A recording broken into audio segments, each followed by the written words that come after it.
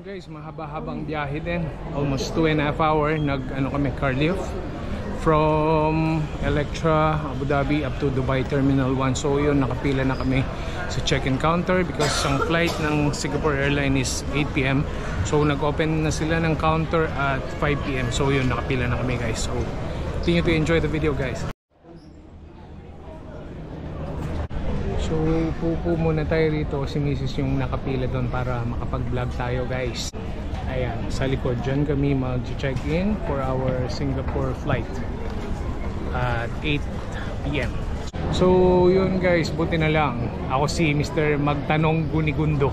So kasi yung ticket namin is I purchased it from Make My Trip, hindi siya direkta from Singapore Airlines. So pumila kami dun sa mga nag-internet online check-in. So kami, dapat dito kami sa parang manual check-in na line. So yun, buti na lang Mr. Magtanong Gunigundo in the house.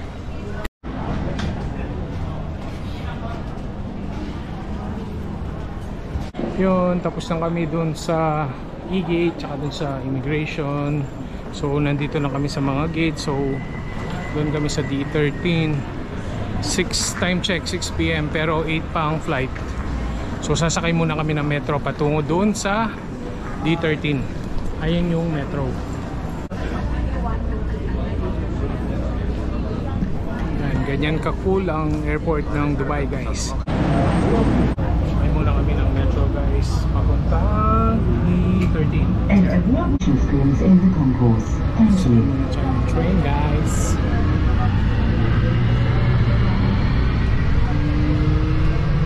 Please watch your step as you exit the train and ensure you take all the belongings with you. So, ito yung duty-free area ng Dubai International Airport, guys.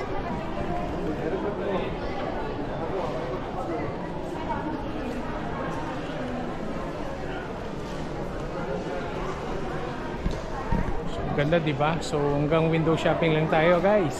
Walang budget.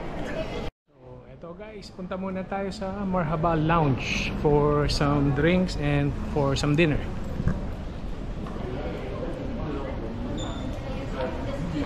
So, i-present ko lang yung credit card ko dito for free access. Next, please.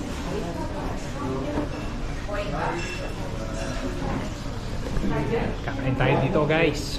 So, yun guys, naka free access tayo. Kaso yung kay Mrs. I had to pay $32 which is like 100 dirhams, pero sulit na kasi only food and drinks naman dito sa Marhaba Lounge ng Dubai International Airport. So kain muna ako guys, check natin yung food doon.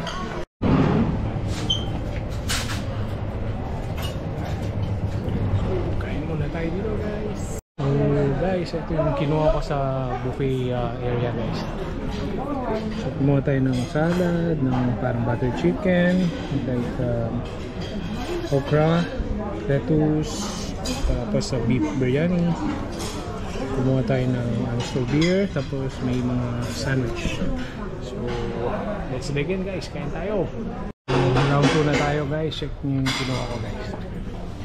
Kumuha tayo uli ng Yan, may broccoli na ngayon. Tapos second set na yun. Kain na tayo guys. So tapos na kaming kumain dun sa Marhaba Lounge. Ngayon papunta na kami ng D13. So 8 PM yung flight. Yan, dito. Ito yung D13. Mukhang dami na naghihintay for the Singapore Airline flight.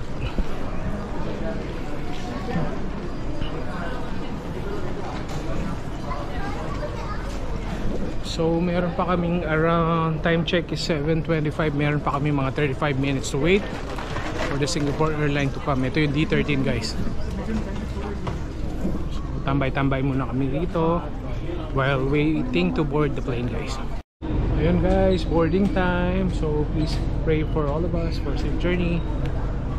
So yan guys, boarding, sakto.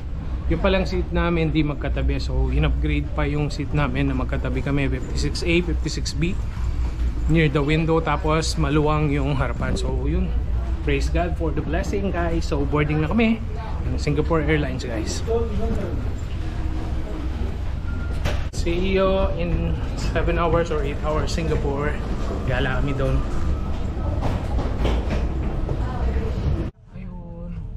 Ganda ng pwesto, so near the window. Ayan, tapos ang luwang pa ng pwesto, makapag-stretch ako ng paa guys, tignan nyo. So nice, naka-jackpot ng pwesto kasi yung unang ticket pala namin di kami magkatabi, so in-upgrade, pinagtabi kami tapos nilagay kami sa pwesto malapit. So thank you Lord.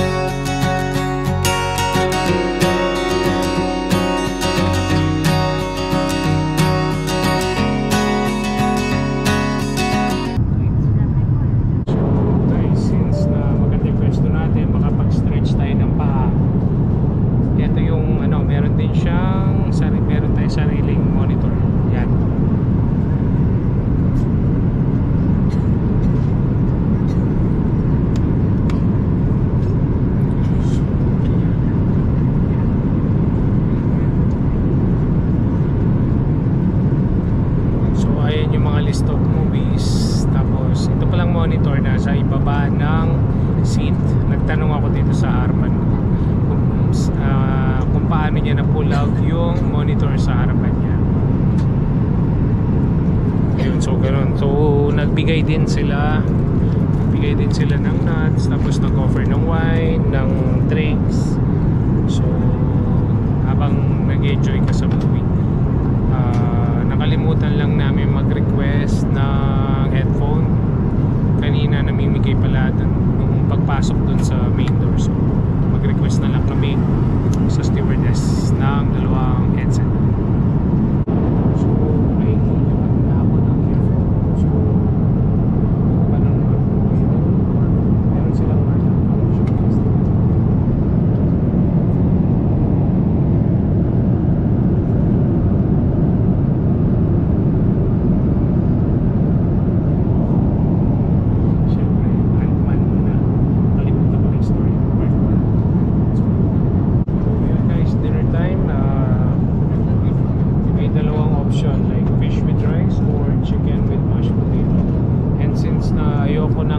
di ako nagra-rice since December 2022.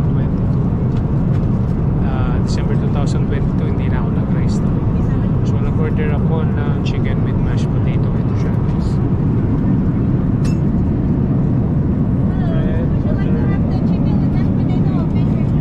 Then I requested for white wine as well. So yun, let's enjoy the dinner guys.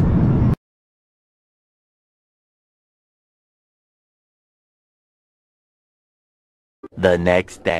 Morning guys, time check 5 AM, so 2 more hours. We will land in Singapore at 7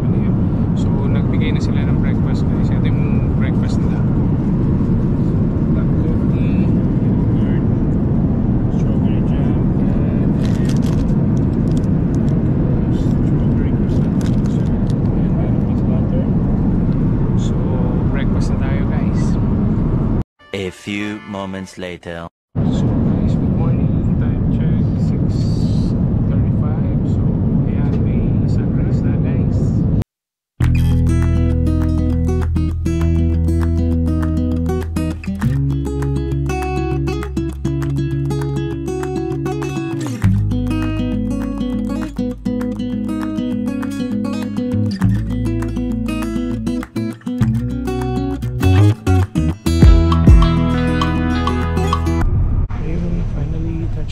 Singapore. So dito tayo sa Wakalay Tower. Nakakapagod maglakad guys. So time check 7:30 AM dito sa Changi Airport. So first things first, hanap muna tayo ng kapeng matapang na mainit para magising tayo. Hirap matulog sa aeroplano.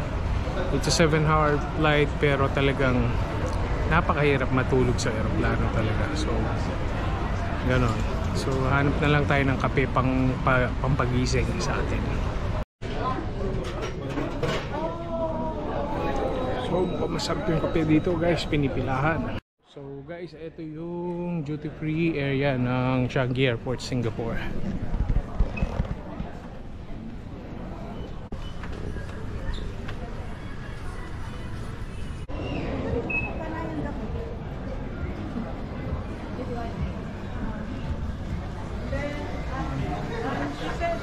Ito yung hinahanap namin yung free Singapore tour guys. Hanapin natin to, ayan oh.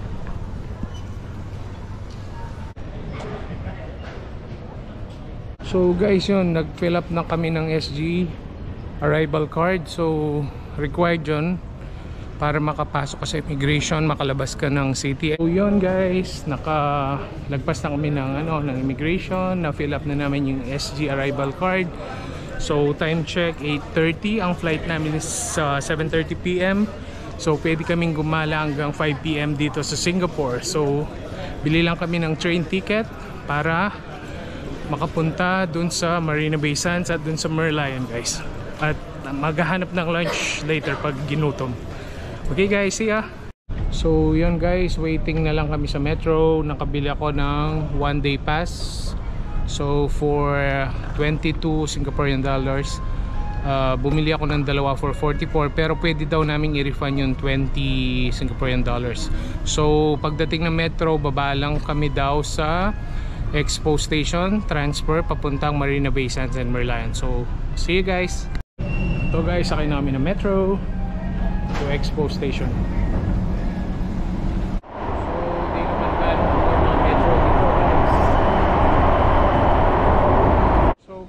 After mga 15 to 18 stations, andito na kami sa Bayfront Terminal. Ayan, nandyan yung Marina Bay Sands and Gardens by the Bay. So yan ang gusto namin makita guys. Ito yung pinaka tourist spot dito, na yung Merlion tsaka yung building na parang merong infinity pool sa taas. So tignan natin yun guys.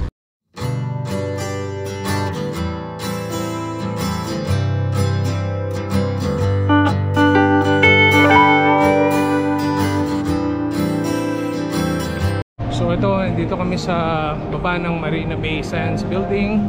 So gusto naming maglakad dun sa papunta dun sa Merlion, and para ma-view ng maayos yung Marina Sands Bay buildings. Ito yung view dito sa baba.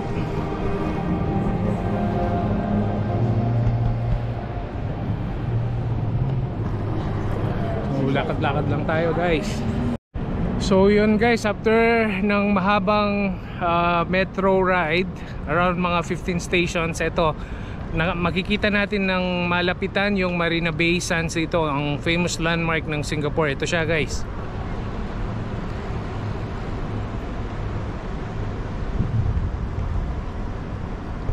Ayan, so makikita din dito yung unique na iPhone na store. Ito siya guys.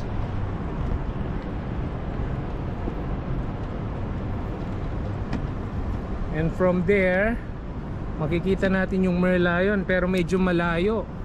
So medyo pagod na rin. So yun, dito na lang natin sa tignan guys.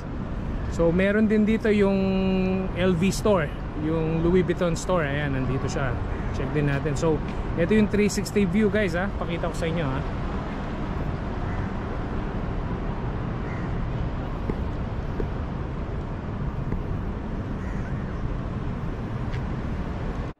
So yun yung 360 view guys. So check natin yung Louis Vuitton store ng malapitan.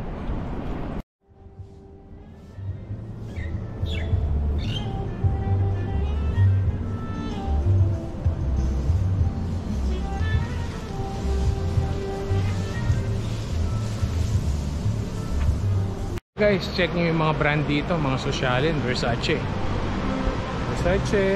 Burberry.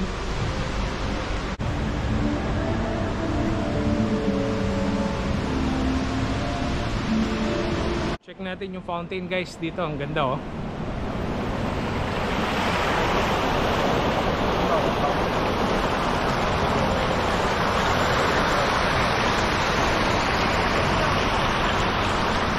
So yung fountain kanina guys sa taas, pag tinignan mo siya dito sa baba ng mall, ganito yung itsura niya. Ipakita ko sa inyo guys.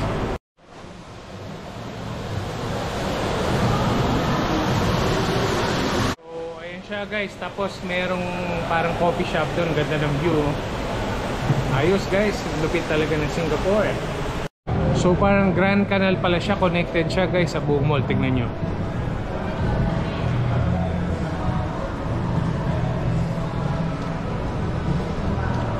So guys, kung gusto nyo mag tour via boat sa loob ng mall, ayan, mayroong mga boat dito. A few moments later. So nagutom tayo sa Kakagala guys. So kain muna tayo ng authentic Chinese soup noodles dito sa, ito yung pangalan,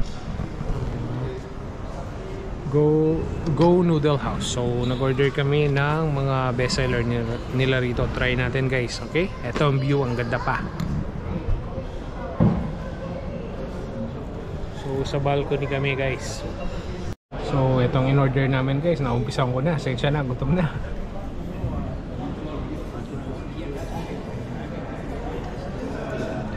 A few moments later.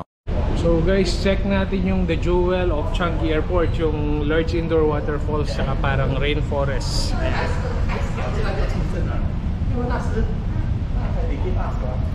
So pasok tayo sa loob guys. Parang Dubai Mall din pala to, ang haba. Papunta doon, nalalakarin. So yan, pasok na tayo dito guys sa the jewel of Singapore.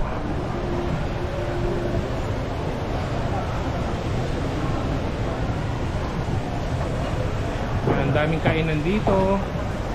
Parang meron siyang sariling mall. Tapos ang pinaka main feature ng the jewel, yon yung waterfalls. Ganda. Check natin guys ng malapitan.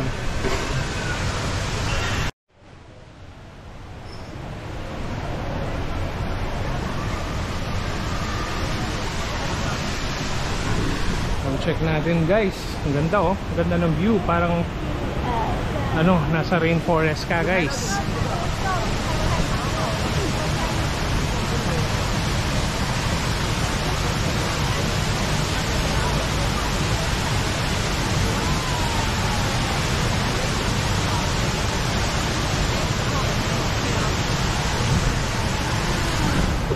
O diba guys, ang ganda. Ayan, may train pa.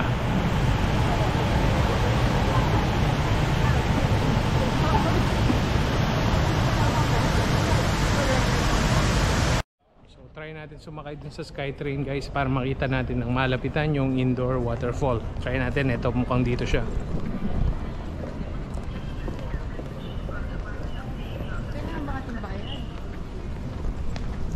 So magsabay tayo sa mga turista.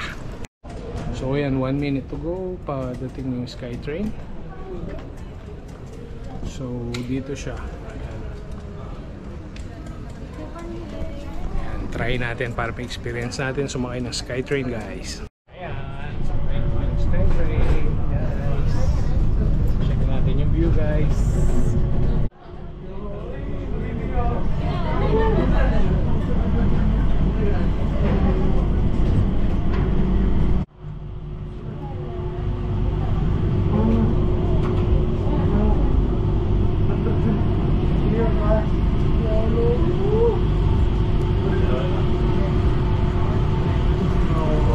guys, ganda ng view.